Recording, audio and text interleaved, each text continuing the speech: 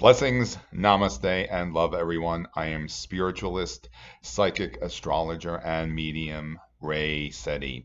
Once again, I thank you for this opportunity for allowing me to share with you my astrological and spiritual insights. And in this video, we are looking to the month of May 2023.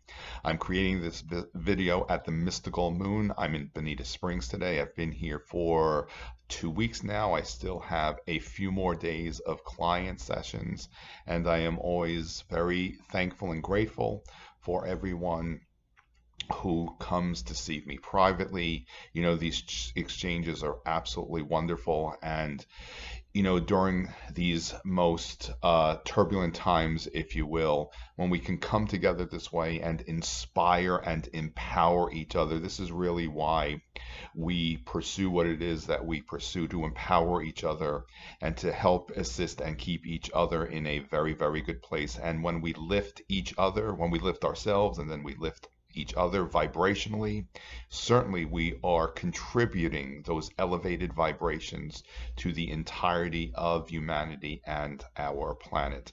And we share these insights to inspire you on your journey and to really understand how to work and craft this energy. We begin May. We are still in a Mercury retrograde. So we begin May with the Mercury retrograde. Mercury has been retrograde since April 15th. It will move direct on May 14th, and the exact time of that is 11:17 p.m. Eastern Daylight Time. Now, as I've mentioned before, remember, it's not until Mercury moves past the point at which it moved retrograde are we completely out of the retrograde influences, and that will be on May 31st. As always, I suggest to recognize how even in Mercury retrograde, all of this really is intended, has been designed by the universe for us to work with these energies for our benefit. We just need to understand how to properly craft the energy. With a Mercury retrograde, as always, we say it's a time to step back, go within, reflect, reconnect with old acquaintances, revisit, remember all the RE words, or what we employ during a Mercury retrograde. And when we allow ourselves to understand how to work with the energy, the potential disruptions are diffused. This specific Mercury retrograde was in the sign of Taurus. So on a personal level, we look to see what facet, what area of our lives, what house of the astrological chart is the Mercury retrograde located. That's the area in our lives where we suggest to recognize it is a time of reflection. Now, with Mercury moving through the sign of Taurus, Taurus is the sign that represents all things monetarily, money matters, as well as abundance. So this Mercury retrograde has been an opportunity for us to reflect on all things monetarily in our personal lives, as well as our relationship with all those monetary elements. We do suggest to not to have to need anything of the physical world. And ironically, the moment that we don't need something, it permits the universe to certainly send that to us. For example, we do honor and recognize that there are requirements for us to sustain ourselves.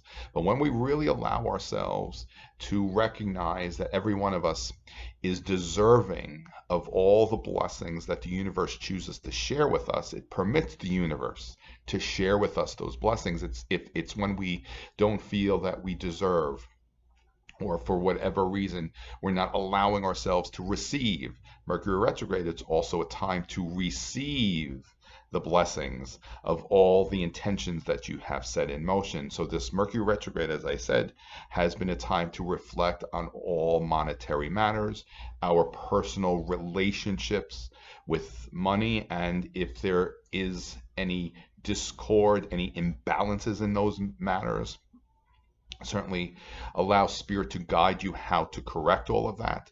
And once Mercury moves direct, once with all the things that we've reflected on during the Mercury retrograde begin to come together when we receive greater clarity once Mercury is direct. As I said, Mercury has been retrograde since April 15th. It moves direct on May 14th. And on May 31st is when we are completely out of the retrograde influences. Now, we also begin May on May 1st. Pluto, who we refer to as the Great Transformer, moves retrograde, and it will remain retrograde until October 11th. Now, Pluto is, as I said, is what's referred to as the Great Transformer. You know, both Pluto and Saturn at times are very misunderstood. All the signs, all the planets, all the aspects, which are the alignments between the planets, they have a lower vibrational frequency and a higher vibrational frequency. Not necessarily bad or good, more so negative and positive, which is not necessarily bad or good. They are polarities, and just as a battery requires a negative and positive polarity to operate and function properly, so do the signs and the planets. And when we can recognize and really understand the higher vibrational polarities, if you will, of the signs and the planets, then we allow ourselves to create a more favorable outcome to however these energies and alignments are coming together for us. Now, Pluto, as I said, it's the Great Transformer. It's the one who represents the experience of transitioning into the spiritual realm, which is we refer to as the death experience. It also indicates times of transformations that we experience while we continue during this human encounter. Pluto connects with great power. Pluto also represents the element of self-empowerment. Pluto is also the one that allows us to recognize how creative we are and that creative potential and those demonstrations of many great things. You know, if you can imagine for example, on a lower vibrational frequency at the lowest level, Pluto is destructive, and we equate that the level of that destruction to the detonation of an atomic bomb. So if you can imagine, which Pluto is also atomic energy, if you can imagine the devastation and the destruction at that level, try to imagine the opposite of that in terms of creativity. Pluto is said to be exalted in the sign of Leo.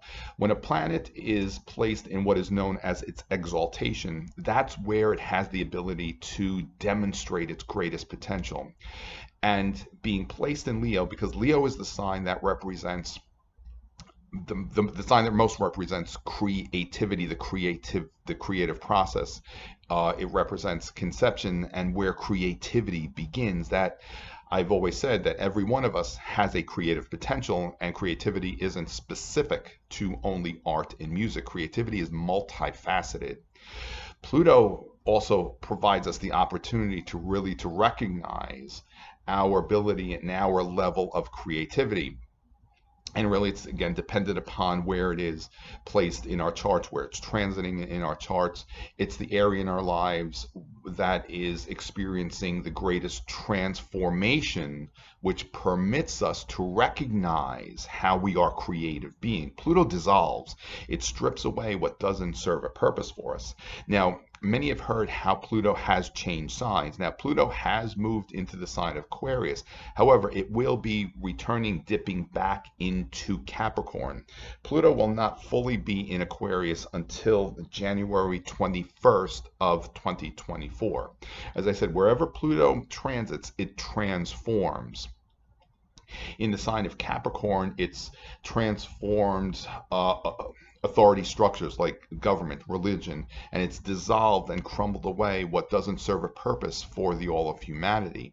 As Pluto transits into the sign of Aquarius, which is the sign that most represents awakenings and great awakenings, that's really what's going to usher in that new age, if you will.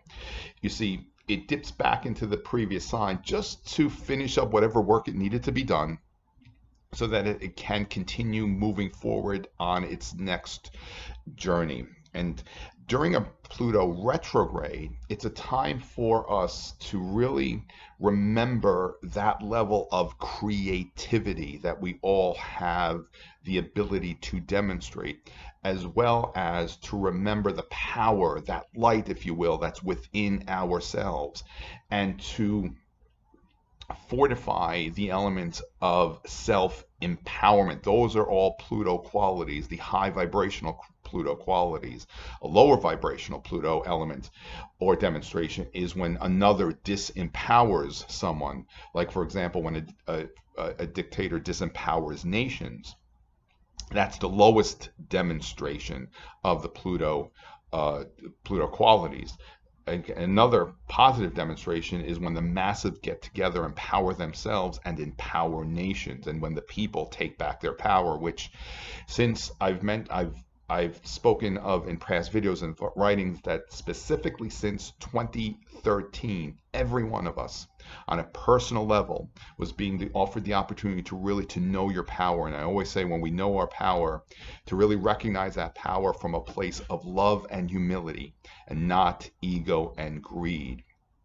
And that really began a time of self-empowerment.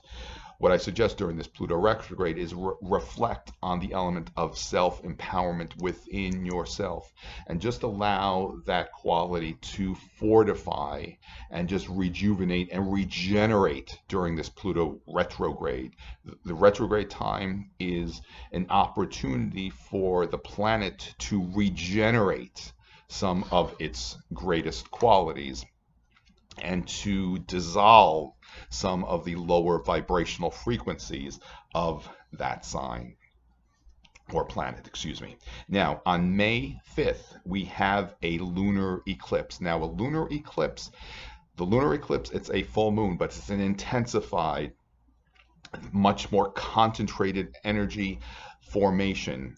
Now, a lunar eclipse, all eclipses represent turning points, and as I've mentioned in past, that eclipses in and of themselves, again, they're not necessarily negative or positive.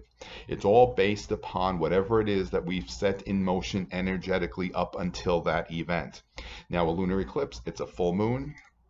So a full moon, what it does is it culminates, it brings to a crescendo all that has been in motion up until that point. On a monthly basis, the full moon, it's generally whatever we've set in motion from the new moon, which will come to form on the full moon. Sometimes it's even just like a full moon to a full moon cycle, but it's a short-term cycle of experience. A lunar eclipse is a longer-term cycle of experience. Just as a solar eclipse begins a cycle of experience of a longer duration, the lunar eclipse culminates that's the energies that have been in motion for a much more significant amount of time. And as always, we need to observe where the event is taking place in our charts personally to recognize on a private level how all of this is demonstrating itself for us. I just offer some suggestions to give you a general point of reference so that you can work with these energies on a personal level. Now, this lunar eclipse, it's in the sign of Scorpio. Scorpio, which is actually ruled by Pluto, is the one that represents where the most darkness is, if you will, in our lives. It's the shadow side of everything. Pluto is referred to as deep, murky waters. And again, when I say that, it's not necessarily a negative indication or implication, but it's also, too, as I mentioned earlier, about Pluto representing power and empowerment. So does that Scorpio element. Wherever Scorpio is in our charts is the area in our lives where we will experience some of the greatest transformations. Now, this full moon in the sign of Scorpio, remember, the full moon brings to light whatever is going on in the shadows. Scorpio is the one that represents what's going on in the shadows. So this lunar eclipse certainly is bringing much to light, but what I also suggest on a personal level, recognize what has been coming to the surface for you that needs to have that spotlight shined on it. Remember, what whenever we shine a light on wherever there is darkness, whatever is lurking in the shadows, because Scorpio and a full moon in Scorpio will always highlight and bring to light whatever is lurking in the shadows, whatever may be of a negative element. It dissolves. The full moon, it culminates, but it also dissolves. So it is suggested to really recognize, specifically since the last eclipse season, which we had in October and November, one, what was coming to the surface at that time? What were you engaging in? What was really being activated? And what have you become very much aware of, especially what needs to be released? Many times wherever it is or whatever it is that requires such a great challenge to be released, in those opportunities is where we experience our greatest transformations. Keep all of this in mind whenever you're faced with any of these challenges, especially right now. And this full moon also too, it is opposite Uranus. Now, everything astrologically is measured in degrees and minutes. The full moon, the lunar eclipse, it's at 14 degrees 58 minutes of the degree of the sign of Scorpio. It's almost 15 degrees of Scorpio. 15 is the midpoint of a sign. And just as a keystone in an arc structure is the strongest point of that structure, the midpoint of any sign is its strongest point, where some of its greatest potential can be demonstrated, but also too some of its deepest darkness can also be demonstrated as well. Now this full moon, at the full moon, at the eclipse, the planet Uranus, which brings about great awakenings, higher awareness, it is the ruler of Aquarius, which also represents the new age, is in opposition of the full moon. Now, an opposition is a 180-degree angle where two elements are opposing one another, and just as at a full moon, just as the sun and moon oppose each other, this alignment with Uranus is opposing the full moon, and it's actually in close proximity to the sun in the sign of Taurus. So certainly all things financial are being brought to light as well. And whatever doesn't serve a purpose for us regarding financial matters is always also coming to an end and being dissolved as well. And that does not suggest that we need to experience lack. Remember that. It's so that we can dissolve what doesn't serve a purpose and welcome greater levels of abundance that every one of us have the opportunity to demonstrate, bring to form, and enjoy. These eclipses certainly have been very much turning points. There's been a tremendous amount of energy a significant amount of discordant energy being dissolved in the outside world. So certainly be very aware of your personal spiritual self-care, especially during these times. That lunar eclipse in the sign of Scorpio certainly will bring to the surface, which will provide the opportunity to dissolve so much discord that is going on in the outside world. Whenever we share anything which may seem to be of concern, remember, it's not to create fear. It's to bring about awakening and to shine that light wherever it is that it may be dark. And then all the darkness, all the negativity begins to dissolve. Now, speaking and referring to abundance, Jupiter will be changing signs and transiting into the sign of Taurus. So right there, that's an opportunity for every one of us to really welcome many, many blessings and to allow ourselves to welcome those blessings. Jupiter requires about 1 year to go through all signs. Sometimes it moves a little bit quicker. Sometimes it's a little slower. It's depending upon the retrograde cycles. But a Jupiter cycle of experience is about 12 years, which equates to a spiritual cycle of growth and experience. Jupiter is the planet who actually is home of Sagittarius, that's the sign in the planet that is most associated with spirituality, spiritual growth, spiritual evolution, higher thinking, the higher mind. In the sign of Taurus, as I mentioned, it's a time for us to really welcome many blessings, specifically monetary abundance. And that's on May 16th, where Jupiter moves into the sign of Taurus. Now we have our next new moon on May 19th, and the exact time of the new moon is 11:53 a.m. Eastern Daylight Time. Now, as I've mentioned in prior videos, before the new moon, we have the last phase of the moon, which is referred to as the Balsamic Phase of the moon. That begins on May 15th at 9:10 p.m. Eastern Daylight Time. That's the auspicious opportunity to energetically prepare for the coming lunar cycle, for all the seeds that we will be planting at the new moon. It's known as the dark moon, so it's a time to go within, reflect, and prepare for the coming lunar cycle. As I said, the next new moon is on May 19th at 11:53 a.m. and it is in the sign of Taurus. Now it's in the late degrees of Taurus. Now we had our solar eclipse in the late degrees of Aries. The next few lunations will be at those late stage degrees. That late stage, as I've mentioned, it's referred to as a critical degree. It indicates a turning point. So certainly for many of us, it really is a turning point to welcome many blessings in our lives. Every one of us is intended by the universe to enjoy many, many blessings, monetarily and otherwise, spiritually, physically, emotionally, mentally. We are all designed by the universe to really enjoy these blessings, and many times it's whether or not we feel we deserve to receive those blessings. That's what interferes with the process. So what I would suggest at this new moon, allow yourself to just set the intentions in motion that you certainly are to welcome and are very deserving of the blessings that certainly that you have worked towards, as well as the blessings that every one of us by birthright is entitled to enjoy while we are in this human experience. And it certainly does not suggest that we don't work towards all of that, to use that term, but you understand what I'm emphasizing is to really to set these intentions and motions and to really create all of this from a place of love. When we're creating the need and the greed, that doesn't necessarily serve a greater purpose.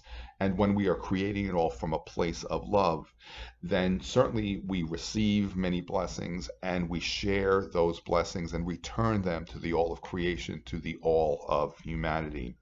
So I do suggest at this new moon to allow yourself to, maybe before the new moon, and as I mentioned with the Mercury Retrograde, reflect on your relationship with financial matters, with abundance. Also to remember that when we miscreate, we can inadvertently bring to form abundance in the area of lack. Remember, abundance applies to all things, not just monetary and money related matters. We many times can inadvertently miscreate abundance in the element of lack. So let yourself reflect on all of that. If that's something that you're experiencing, then choose differently and set in motion higher vibrational intentions so that you can permit yourself to receive many, many blessings. Now, on May 21st at 3:09 a.m., the sun transits into the sign of Gemini. Wherever the sun transits throughout the year, we reflect on the qualities of the sign that it's transiting, because those are the opportunities to reflect on those elements. Gemini is the sign which most represents communication in all forms. And I've suggested quite often to recognize if there are any imbalances with thought, word, and deed. When there are those discrepancies with what it is we are thinking, what it is we're saying, what it is that we are being, that's when we miscreate. That's when we don't really allow ourselves to really receive what it is that we truly desire to enjoy. As the sun goes through the sign of Gemini, it is suggested to really allow thought, words, and deeds to be in alignment with one another. I believe it's in chapter 3 of my book. I highlighted that if we allowed ourselves to honor and acknowledge all the thoughts we set in motion in every moment of every day, we would understand how we are creating and sometimes creating our realities. The sun transiting the sign of Gemini is an opportunity to recognize the spoken word. I learned a long time ago to always be mindful of stating all that I mean and meaning all that I state and declare. Say what you mean what you say. I'm not sure. I'm not really remembering where that came from, but it was a knowing and insight that was shared with me by someone else. So I do suggest to be very aware and be very mindful to mean what you say and say what you mean. And you see, that allows the thoughts and the words and deeds to be in alignment, in congruency with one another. And it allows us to very much enjoy and be in integrity and cast in motion high vibrational, loving intentions.